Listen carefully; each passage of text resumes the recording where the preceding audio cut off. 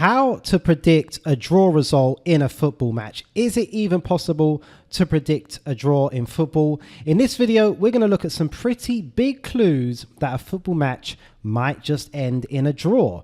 This is going to be pretty interesting. Let's get into it.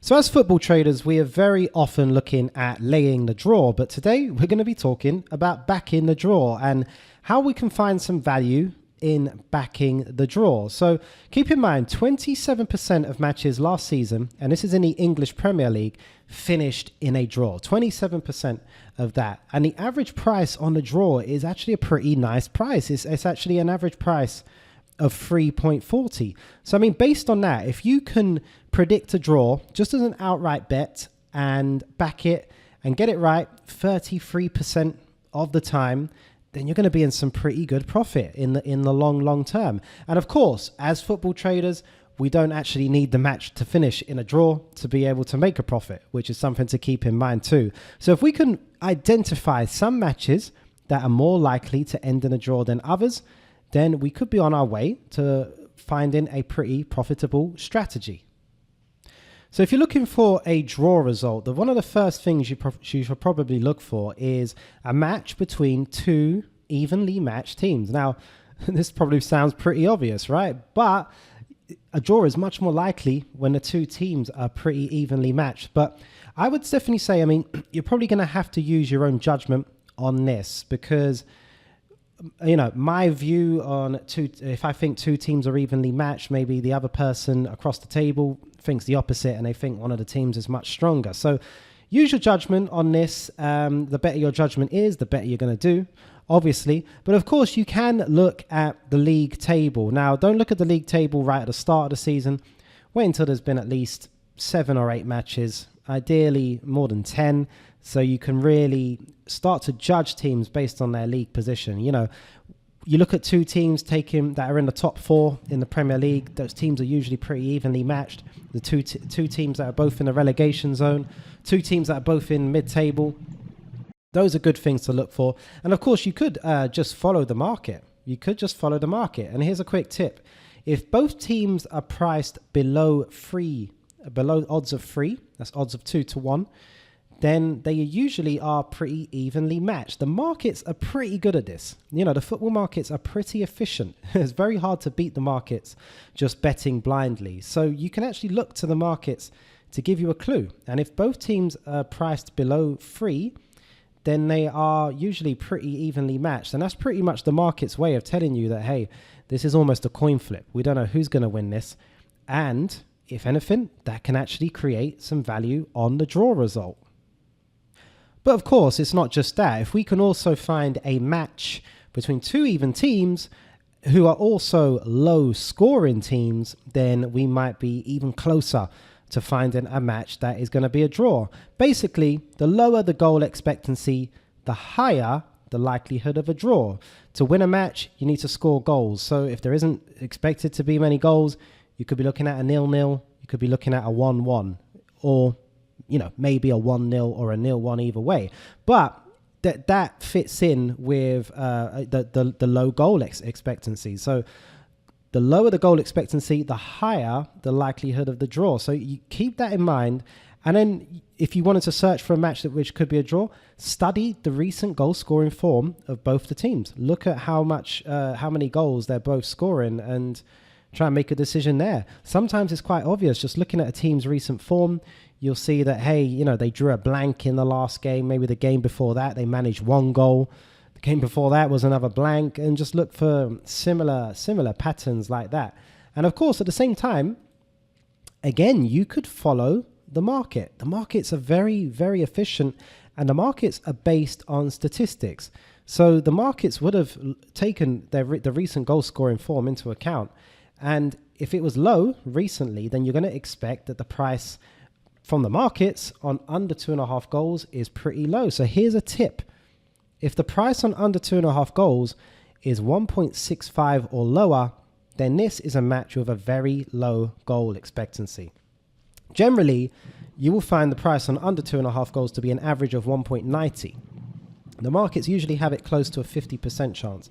But if it's priced 1.65 or lower, then that means it's a pretty low goal expectancy. And at the same time, that can potentially put some value on the draw result, because like we said earlier on, the draw result is an average of 3.40, and you very rarely see a draw result below 3. Draw results are very rarely below 2-1. I think the lowest you might see it in maybe some French leagues or the Italian leagues is maybe 2.80, maybe 2.60. But it's still a pretty good odds on the draw, especially when you're taking all of this into account. But before we go any further, I just want to give you guys a quick heads up. Check the link in the description. I am giving away a free draw predictor checklist, absolutely free. It's a PDF. If you download it, there's a checklist that you can tick off before any football match which you suspect is going to be a draw. Use the checklist. If you score 4 out of 5 or 5 out of 5, then that match is probably showing value of being a draw, and it's probably a match which you either have a bet on the draw or you use a trading strategy which is going to take advantage of the fact that you're expecting the match to be a draw, to be pretty tight as well. So like I said, that is in the description. You can wait until the end of the video, or you could go grab it now. You just go down there, download it, and it's all yours.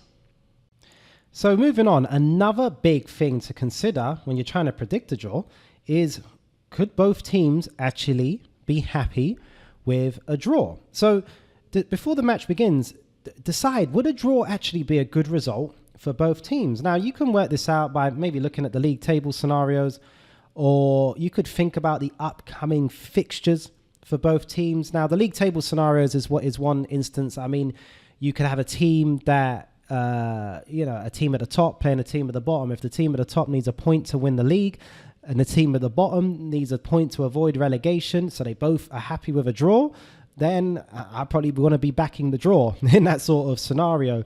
We can all think back as well to that time when Euro 2004, if you have a long memory, you remember Denmark and Sweden. They needed a 2-2 draw for both teams to qualify from their groups. Lo and behold, that match finished 2-2. Both teams were happy with a draw that day, and somehow it ended in a 2-2 draw. I'm not going to make any accusations about anything strange going on there, but it did finish 2-2. I mean, we can also think back to other scenarios. There was a time going back a few years back where Manchester United needed a point to win the league. They were away to Blackburn Rovers. I think Blackburn were fighting relegation. I can't really be too sure, but you could imagine Blackburn would be happy with a point against Manchester United, when they're fighting relegation, and Manchester United would be happy with a point because it's going to make them win the league. That match finished 1-1, and if you ever remember watching that match for the final 10 minutes, I think Manchester United just kicked the ball around in their own half and did not try and score a goal. So keep that in mind. And now what can often happen when both teams are happy with a draw is that the first half could play out with both teams attacking and trying to win the match. But in the second half, when it starts to become inevitable that the match is drawn, if it's still level, if it's 0-0, if it's 1-1, then inevitably you're going to find both teams start to attack less. So that's a big pointer for those who bet in play as well. So you don't have to back the draw at kickoff. You can back the draw late on when it's a scenario where both teams are happy with a draw, and it's actually it is a draw in like the 60th minute, the 70th minute. That can be a great time to back the draw. You don't necessarily have to back the draw at the start of the match. So keep that in mind. And also think about the upcoming fixtures for both teams. We saw a scenario this season where Liverpool had a second leg in the Champions League, which they were prioritizing. They went away to Everton. It is a derby. Everton probably going to be happy with a draw against Liverpool. They will probably be happy to avoid defeat there. And Liverpool are going to be happy with a draw. They're going to be happy to avoid defeat because they got a bigger game coming up. And that match finished 0-0. So just keep all these things in mind. And obviously, if you can add it on to what we spoke about earlier with 2 evenly matched teams and 2 low scoring teams, then you could definitely be on your way to finding a match that is going to end in a draw. And on the flip side to that, you can also look for matches that neither team can actually afford to lose. And this can happen both ends of the table. It can happen in the World Cups, all those sorts of scenarios there. And when neither team can really afford to lose that match, it's going to result in a tight, tense affair with little attacking ambition. Less attacks means less goals. So like I said, look for this in the big matches. Cup finals, knockout tournaments, the business end of the football season. Those are going to be the tight matches, and they're going to be lacking in attacks. But of course, here's a little tip here. It can be the flip side of the matches we just spoke about. Now, what can happen when neither team can afford to lose is that the beginning of the match is very, very tight. So that could actually put more value on the halftime draw. Now, what can happen is that the beginning of the match is very tight because no team in such a big match wants to be out of it early on. They don't want to go for the attack and then find themselves hit on the break and then they're a goal or even 2 goals down. It's such a big match. No team really wants to do that.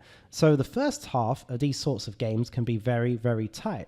But in the final 20 minutes, that's when, if it's level and in the final 20 minutes, that's when you'll start to see teams try and score.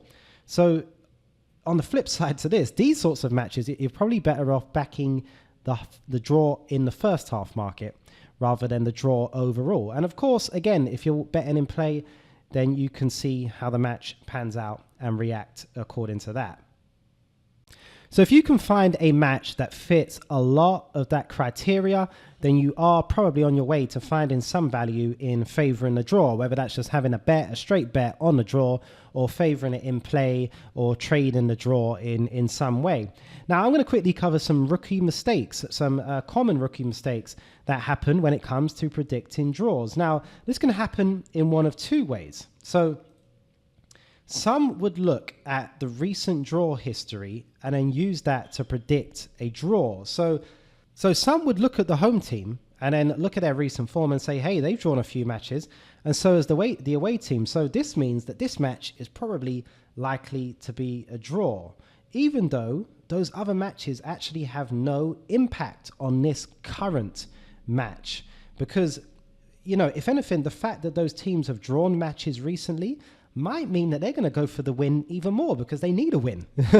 So it doesn't really have an impact on the previous match just because they've drawn some matches recently. You're much better off looking at the goal scoring form of the team. As mentioned earlier, if they're not scoring many goals recently, that's a big indication that this match could end in a stalemate.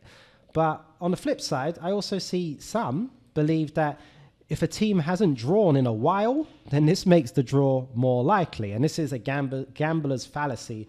And it's similar to expecting to walk into a casino and expecting black to turn up on roulette if red has come up 5 times in a row. The previous outcomes have no impact on this current match. And that is something to keep in mind when you're trying to predict a draw. So anyway, thanks for watching. Remember, like I said, download the free checklist. There is a free checklist. It's exclusive to only people who have watched this video. Go download that. That is absolutely free.